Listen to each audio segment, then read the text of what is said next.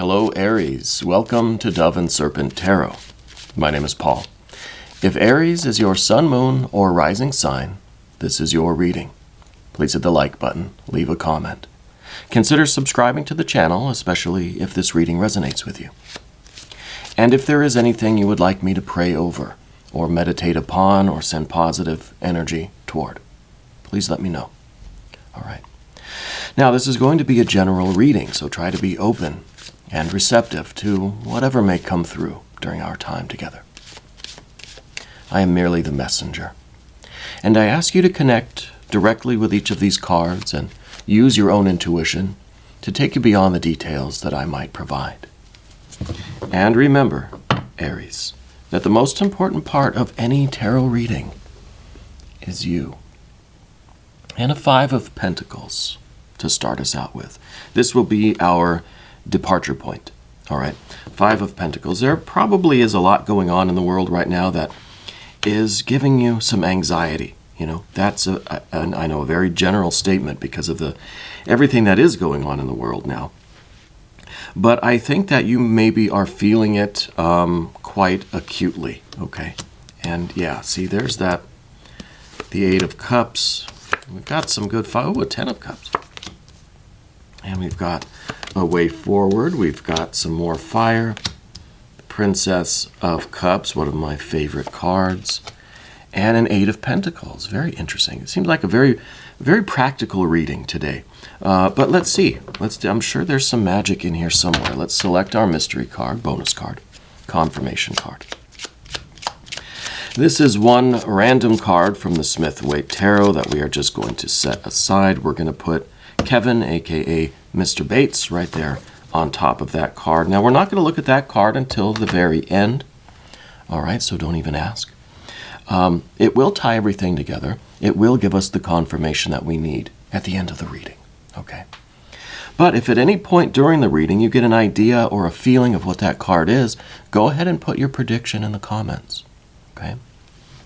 Let's see if we can tap into our intuition and discern this mystery card together as a group exercise. All right. But first, let's take a look around the room here. I notice, first of all, that, yeah, there's no major arcana energies here. So I kind of feel like, see, there's the magic that I was talking about, because there's the absence of major arcana, and this really rarely happens, right? There's always at least something. So initially what I'm feeling here for you, Aries, is that we need to bring the magic back into our lives, right? Especially if there's all of this stuff going on. We're feeling the hopelessness. We're feeling the worry of the world. And I feel like it's kind of it's dimming your shine a little bit, you know? And we need to get back to the magic.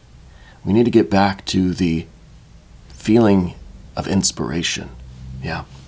Let's take another look around, because we do have fire, fire, fire. We've got water, water, water. We've got a little bit of air. And then we've got some earth, earth, earth. Interesting, right? We have three. We have three. And we have three. And double air, right? Prince of Swords. That kind of ties it all together. So that tells me that whatever we're going to talk about with the three threes, right? With our triple trinities here. You'll have to excuse my voice as well. I'm getting over a chest cold here. It just won't go away. Whatever we talk about with our triple trinities, it's all going to be tied together by our relationships, by our interactions with the world, by this air energy. It's double air, right? It's a commitment to both ourselves. It's a commitment to the other people in our lives. It's a commitment to, well, when we talk about this Princess of Cups, it's a commitment to that energy as well. Okay. Very interesting. Triple trinities here. A very rare spread today. Not only the absence of the major arcana, but then we have our triple trinities, right? So first of all, we're going to talk about the earth, right? And I'm kind of debating internally whether we should talk about all the three earth cards and then talk about the three perhaps water cards, and then the 3 fire cards, but I think that's going to take us off track. I think we'll stick to our usual method, go one by one, and then we'll see how the trinities kind of tie together, right? Because I feel, just to give a quick overview, I feel like on the physical plane there is kind of a problem and solution. On the emotional, intuitive, spiritual plane, there is a problem and a solution, right? And then even on the kind of creative or the vital plane, right, with the willpower, with the fire energy here, it seems like there's a problem and a solution there too, right? So it's quite interesting that we have on all 3 planes here. And then with the intellectual, with the relationship, with the thinking mind here, it's a matter of keeping our thoughts correct, right? To guide the other processes, both on the spiritual creative plane, the emotional, intuitive, and the physical kind of mechanical plane, right?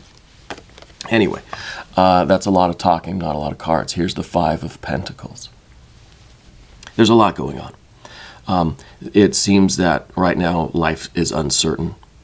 It seems that things aren't as stable as they once were, right? Things that we could count on, things that felt familiar, things that were always kind of going to be there, maybe it feels like they're not there anymore, right?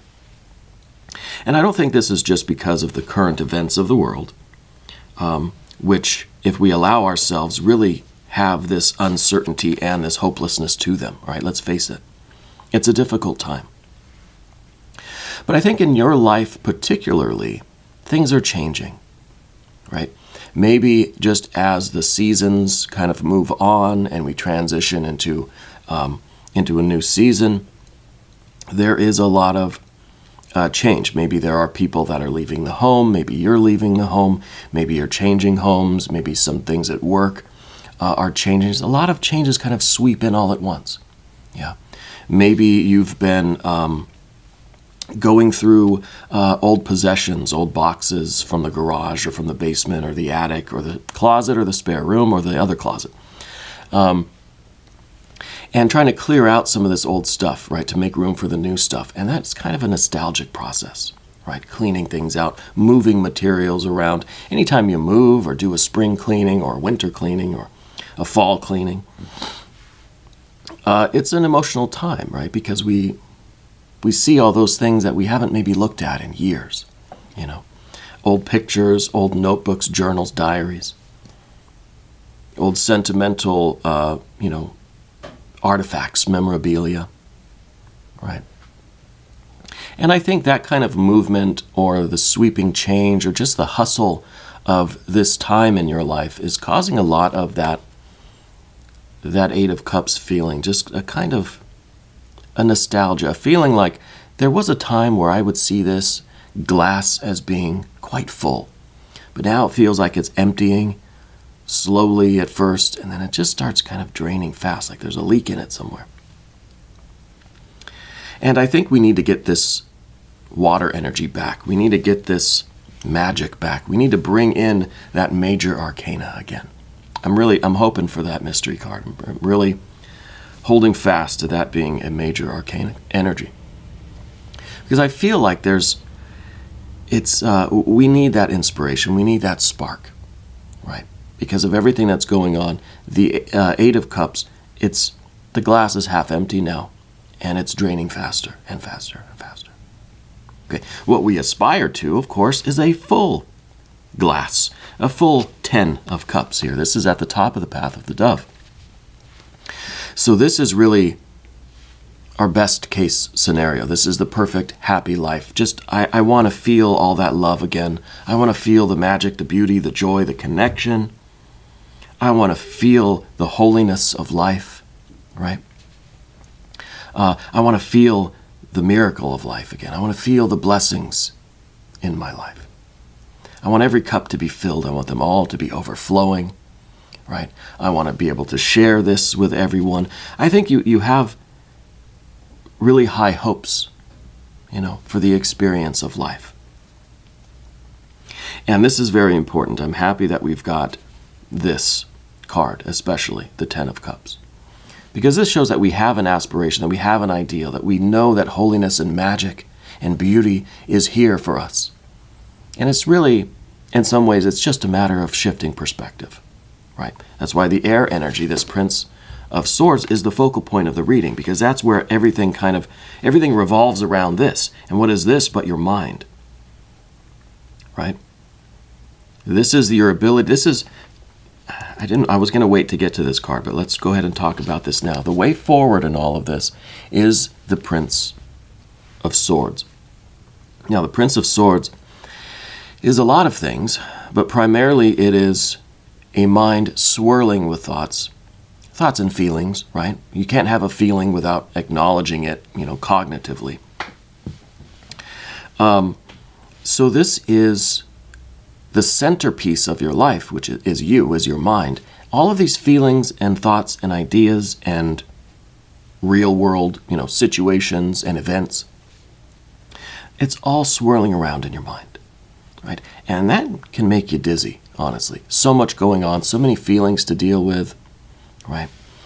On every plane, physical, mental, emotional, spiritual, creative, right? There's so much to deal with. And we could get lost in that. It kind of creates a chaos or a confusion in our mind. That, with the double air, that's kind of an air that goes this way, that, constantly vacillating, has difficulty concentrating, difficulty sticking to any particular mode of being, any particular feeling or essence of life, yeah. But this card also shows the solution, and the solution is in that very thing, fixing your mind on something. Right? Because this is the fixed air energy. Yeah. And the fixed air energy is the stable point around which everything else can swirl. And the card for this cycle of readings is the sun. This is the focal point of the solar system, right? Everything kind of swirls around this center point. The sun is fixed in its activity. Fixed in who it is, fixed in its will, right? Very volatile. There's a lot going on in the sun, I'm sure, from what I've seen and read. But there's this idea of it being the very center, the very solid thing. So it could be your faith, it could be your family, it could be a religious centeredness, could be fixed on your own beliefs, fixed on your own practices, fixed on your devotion to your beloved, your higher self, true self, God, goddess, deity, guardian, angel, spirit guides, ancestors, whatever you want to call it. But we stay committed to that thing, and that allows us to have a little bit of stillness. When you're seasick or something, they say just focus on a fixed point on the horizon, right? To stabilize your mind while your body and your emotions and your guts are going all over the place. Your attention is fixed on that one immovable thing, right? Relatively immovable. So the mind is the problem, but also the solution, and it's a matter of where we put our focus, basically, right? And I think that really is the key, especially when we get to the path of the serpent. But let's stay on the path of the dove for a second. We've got this Queen of Wands here in the recent past. Now, this is, I think, the fire that you once had, the ambition that you once had. And in this card is the little seed of water, right? This is, I think, it is a connection that you have that's never lost, truly. A connection with spirit, a connection with all of the major arcana, which right now you may not see them on the table, but they're here. The major arcana are all here. They're just kind of in these invisible spots. They're here where we're not looking, right? If you look deep enough into this table, you'll see them. They're here. They are the table, so to speak. But with the Queen of Wands, I feel like the water energy kind of overtook us. And we lost a little bit of this fire, a little bit of this command, a little bit of this ability to withstand the troubles of the world, the troubles of our lives, right? So in some ways, we have to get back to this too. And this is part of your essential Aries nature. The the gusto, right? Kind of the bravado even of facing challenges. It's still in you, right? You're still who you are. I think we've, as Castaneda would say, we've shifted our assemblage point. And I think that assemblage point is this. This is where our attention is focused. This is the point within our aura from which we are observing the world. Right? And if we're fixed in a point of this kind of energy, worry, pessimism, we're going to see everything through the lens of worry and pessimism. So we do have to shift this perspective, this point of perception, right? And to move to the fire energy now, to complete what's going on in the path of the serpent here, we have the Seven of Wands. Now, not only is there this pessimism and this worry, but then we get into the kind of issue with the fire energy too, and this is almost a feeling of powerlessness. I'm almost feeling like you have all of this fire in you, but then it just stops and just says, what's the point? The problems are too great, right? The odds are overwhelming. What's the point of me wasting my energy trying to fight and get this power and command and this creativity back up against all of this stuff? What's the point, right? So here on the path of the dove, we kind of have all of the problems here. We've got the issue with the physical realm, the issue with the emotions, and then the issue with the willpower too. Right, so we got problem, and then over here we've got solutions. All right, and this is good. And the focal point, right? The fulcrum here is the mind. All right. So with the Seven of Wands, yeah, this is usually you're one that will face any challenge. There's nothing that's too difficult for you, right? I think lately we still have that in energy. That's still who you are, but there's kind of this feeling of why? What's the point of even doing it? So this is down beneath the surface, right? This card is underneath everything else. Because we're just like, yeah, it's still who we are, but it's not where we're focused. Maybe we need to put the mind right here. Well, not there. Maybe path of the serpent, maybe Five of Wands. So we're going to shift over to the path of the serpent now. And as I do this, I'd like to ask that you hit the subscribe button, hit the like button, leave me a comment. All right, I appreciate you. So if we can take this assemblage point and put it here with the Five of Wands, Five of Wands becomes your general energy. This is kind of the, rage against the dying of the light sort of thing. And this is intense willpower. This is perhaps some physical or creative activity, something that gets your heart beating, right? Whether it's a physical activity or if it's something creative or both together, obviously, is kind of a good combination. But this is a card that says, get moving. Just force yourself to get up and out, right? Do something. And I think that all of these solutions need to be worked together, okay? It's not just we get into a Five of Wands, because the Five of Wands, yeah, it's kind of a tough card, right? It's strife, it's fighting, it's force. But there is the idea of Saturn here. Okay? There's a restriction, there's a discipline. We have all of this, perhaps rage, right? Perhaps we're mad, maybe really angry. Let's use the Saturn energy of this card and let's channel it. Let's channel that anger, that force and fire into something productive, into the Princess of Cups. Now, this is interesting. I don't think this is a person in your life. I think this is you with a dream. This is you with a fantasy. This is you existing in the world with a sense of wonder and magic and mystery, right? This is you looking for the blessings and the miracles. And this card is in your environment. It's in the position of your environment, the timing, and your relationship with the environment. So we need to use this fire energy basically to get out into the world and give the universe, let's say, give the universe an opportunity to show you the mystery, to show you the miracle, right? If we just stay in this central, if we stay in this energy here, then we're closed off. We're not open to seeing the beauty and majesty and mystery and miracle of the world, right? But if we force ourselves to get up and go out and do our things, if you have the impulse to go on a hike or to go outside and do something, I don't know, gardening, or I guess it's too late in the season for gardening, at least in the northern hemisphere.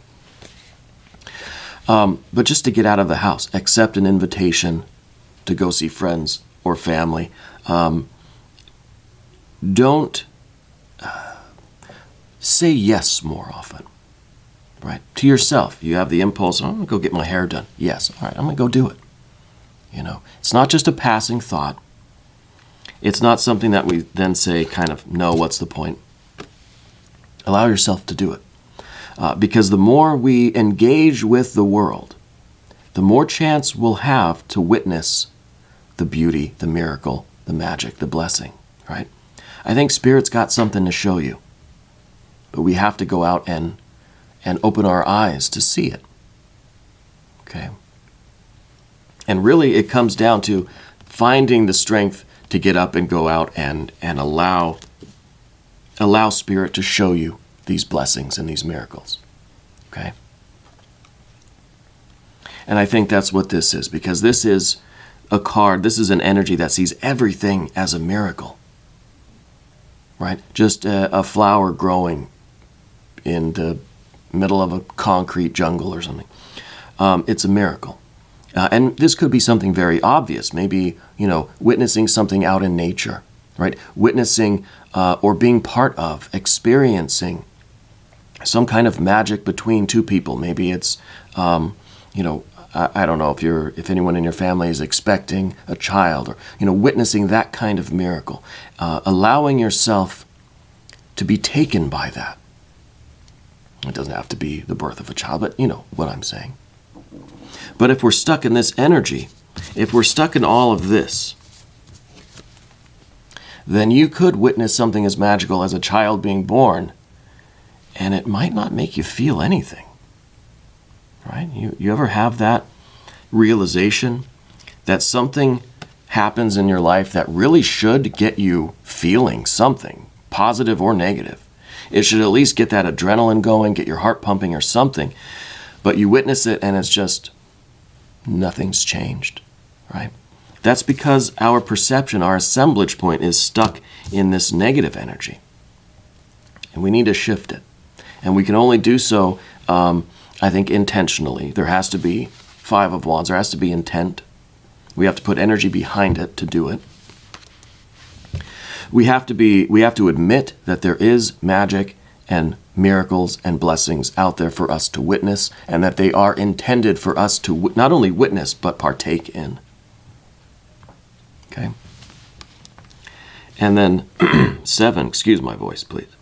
The 7 of Pentacles. See, now we get into some earth energy. See, now we're out there in the world, and we've got a 7 of Pentacles. Now, this is kind of the obstacle. This is what we don't want. And this is, the key word for this card is failure, okay? And this is kind of a card that says, I don't want to go out and try to do anything because it's not going to work, right? I don't want to go outside today and walk around the block and, be open, not necessarily looking, intellectually looking for a miracle, but walking around being open to receiving that energy, and it's not going to work anyway. So again, kind of what's the point, right? Saw that with the 7 of Wands. No point in doing it because you think you know what's going to be the result, right? But we have to get over this. This is the obstacle. And this is a card that says, look, you may not always know how things are going to turn out. So that's first off. We have to get out of this idea that we know what to expect, so then what's the point of going and doing anything, right? What's the point of, going to work every day? It's going to be the same thing every day. What's the point of getting out of bed? It's going to be the same thing every day. What's the point of breathing? It's going to be the same breath every day. But that's an incorrect assemblage point, vantage point, perspective. Yeah. Because every moment, every breath can be experienced as a miracle, as a blessing, but it really needs us to shift our focus away from that negativity and be open to the possibilities. Now, this is also a card that says it doesn't matter what the results are. It doesn't matter what you find out there in the world. What matters is that you're getting up and doing these things. Yeah. What matters is that we're trying, that we're putting in the effort. Yeah, we're putting in the effort. And I really think with this card in the environment here, Spirit is trying to show you something. Okay. Now, maybe you're not resonating with the rest of this reading. You say, I'm not really in the Five of Pentacles mood. I don't really feel so much the Eight of Cups, You could think, well, Dove and Serpent's wrong. Happens sometimes. The point here is, Spirit is trying to show you something that once you witness this, you'll realize that you have been living in this Five of Pentacles, Seven of Wands, Eight of Cups mode of perception. Right? This puts everything into perspective when you witness this. I think Spirit's trying to show you something. I think that there's a reason why there's no major arcana. Okay. Now, the Eight of Pentacles. This is the solution, I think, for the part of the solution for the physical realm. Slow down. Right? Pay attention to the details of things. Right? Not looking around, not trying to peer into the shadows or behind trees or, not being that kind of like suspicious, investigating things. Allow yourself to notice. We go through life with at such a rapid pace, even if you feel like you're not really doing anything, things are kind of slow. Our minds, our perception happens so quickly that there is an infinite number of things, events, point events, right? Aggregates of energy that we do not perceive or that do not register, right?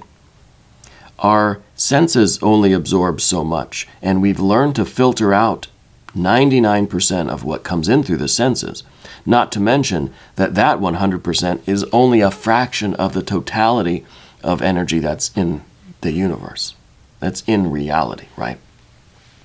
Imagine if we had different organs of perception. I don't know what they would be. Or imagine if our ears or our eyes were tuned differently and allowed in a wider range of impressions.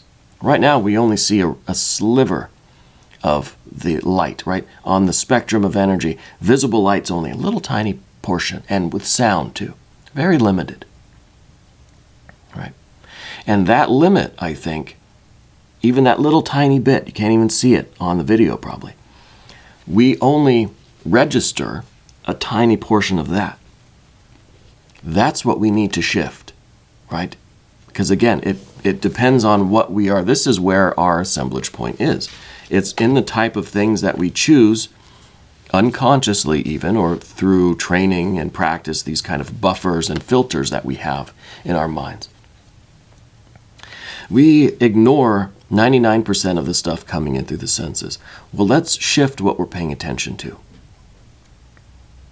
right? Some people are very much focused on this negative. Some people not so much. The idea here is to start focusing more on the magic, on the miracles, on the blessings, on those aspects of life that we typically would ignore, right? Or that don't really register to us as being important. Now, I like to think of this as when you're driving in a car versus being a passenger in the car. When you're driving in the car, you have to focus on certain things. You have to. Road signs, other cars, pedestrians, obstacles, right? And focus on what you're doing, make sure that, checking your mirrors, all this stuff, right? There's certain things you have to focus on. It has to be a rather narrow range of perception. But if you're a passenger, we're shifting our assemblage point. Now we're a passenger.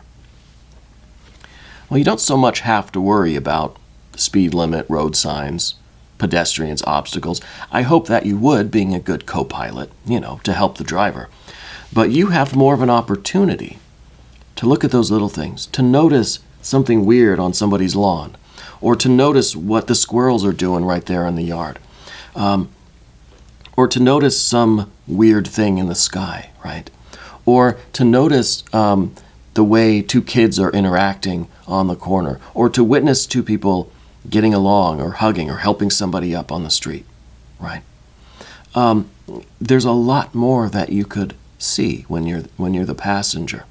So I like to use that kind of analogy to show that we can, depending on where we're sitting, really, we can focus on these other details. And these other details are where you need to be right now to witness this miracle that Spirit is sending your way. Okay? And I think this is really going to change something for you. Now let's look at the mystery card. I think it's going to put us more on track to get this Ten of Cups life.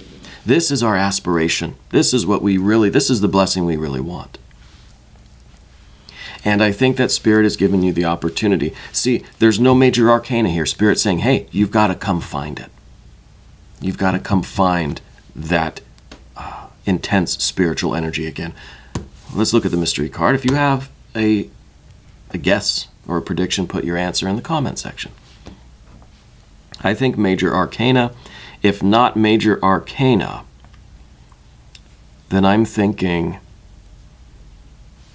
well, I'm thinking another Princess of Cups or Page of Cups for Rider-Waite-Smith.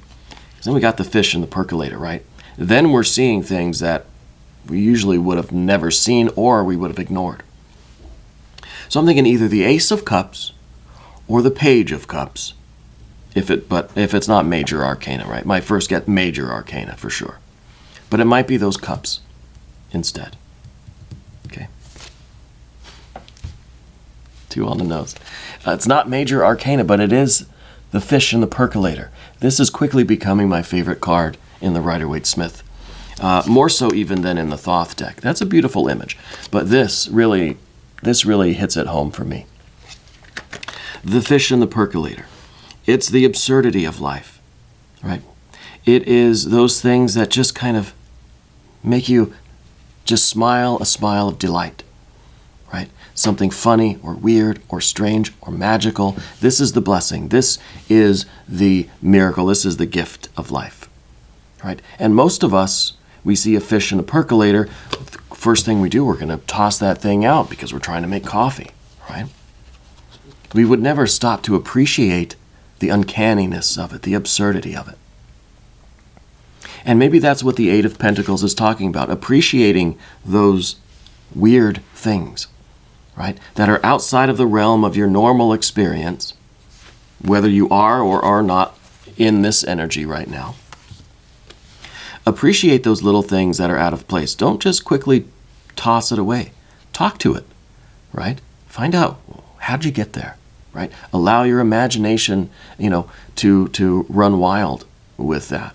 Use it as a departure point to get back to Spirit, to get back to that mystery, that magic, that fantasy, right? It's an active imagination. You see something strange, immerse yourself in it, if only mentally. Maybe you're a passenger in a car, and you see something that you'll probably never see again, right? Hold on to that image and immerse yourself in it. Interact with it. Yeah. I think we'll find that the major arcana, the spiritual forces, the spiritual energy, God, Goddess, Deity, is all around us, even though we cannot see it on this table. Now, I've taken up enough of your time. We're going to switch over to the extended reading. If you want to stick around, click up here in the corner. That'll give you access to every extended reading, not just for Aries, but for every sign. You can cross-watch. Check your other placements. I want you to know that you're the most important part of Dove and Serpent Tarot. New readings for Aries Mondays and Fridays. I want to thank you. I love you, and we're all in this together.